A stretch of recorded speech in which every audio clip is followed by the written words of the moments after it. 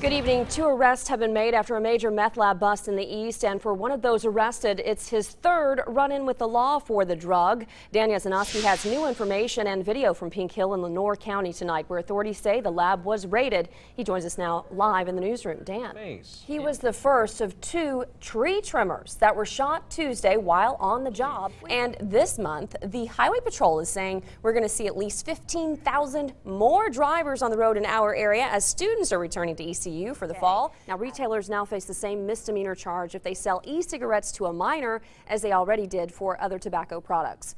Today we got up close and personal with ECU's new snake expert and his copperhead. Well, it's been in the works for 2 years, and now a new children's hospital in the East has unveiled a Ronald McDonald House of Eastern North Carolina. 3 days later, he was in the hospital and passed away. How old was he, April? 25 years old, both really young people involved in this. She was 21 at the time, just got a teaching job at a local high school here.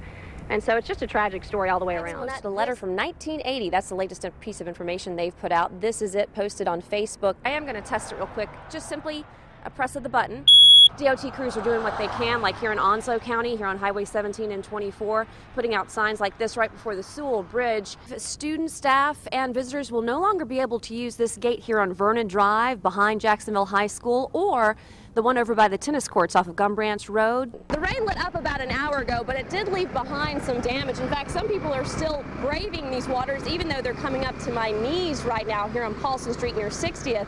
But some people just plain gave up. In fact, one person just abandoned their car here. If you've been to Lake Charles, you know this area. It's called the Boardwalk. And as you can see, not much of its namesake left. Much of the boardwalk has been torn off of its pilings and is now underwater. Lynette, the car came crashing through this wall here into the dining area, knocked out a booth that was bolted down like this one here. And by the time the Highway Patrol got here, the 2 men who were in that car were gone. Dave, I'm here at the Havelock Police Department, and they are still interviewing people. They're still trying to figure out if there will be any charges in this case. And I was over at the apartment where this happened Thursday. I spoke to Donald Smith, who lives there. He says the man he stabbed is the father of his granddaughter. Western Boulevard is looking a lot better than it did 24 hours ago. All 4 lanes are cleared here now, but Gum Branch Road was a sheet of ice in many spots today, and troopers say hundreds of drivers who dared to hit the roads in the East today ended up hitting other cars and trucks and ended up in ditches. Icy curves on Gum Branch Road proved to be too much for SUVs, trucks, and cars today. They slid into ditches and got a little help from Ronnie Newbold and his tractor. Who got you out? The man with the tractor. I don't know what his name is. I had to get him thank him, I guess. He's a lifesaver. I'm not. There's my neighbor right there. He's doing the same thing I'm doing. He lives right across the road here, so we're just out here trying to help people get be able to move so there won't be no wrecks. A few miles down the road at Half Moon Church Road, a semi ran off the road there and a pickup truck slid into the semi. But no one was hurt.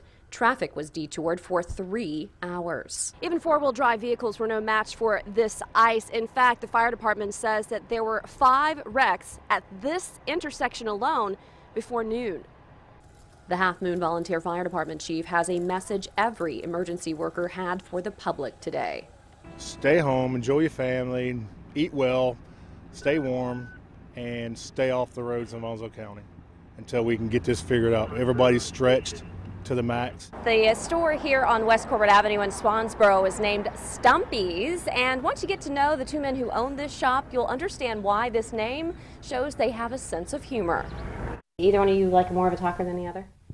Johnny Morris and Brad Lang were not born brothers, but they sure do act like it. Their bond came from an experience few people ever go through together. They met in 2008 at Camp Lejeune and went to school together to become explosive ordnance disposal technicians.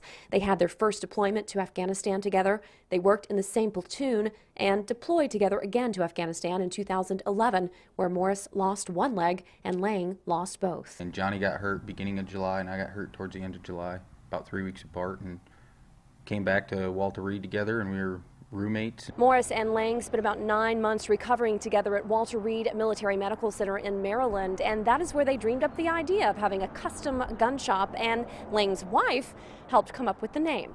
My wife was like, "Stumpy's, you idiot, you've only got one good leg between the two of you." And Stumpy's it was. Lang always liked machining and designing, and they both had the same philosophy. We got tired of working for the man and we wanted to work for the dude. When they are not customizing guns, they talk at schools and help raise funds for the EOD Warrior Foundation and Semper Fi Fund. I want them to look up to us and get that motivation that you don't just have to sit around when something like this happens. You can still do whatever you want to do. There's not much that we can't do. We built this place ourselves. The two men who own this store say they're very excited about releasing their own line of Stumpy's guns within the next couple of months. Reporting live in Swansboro, April Davis, WITN.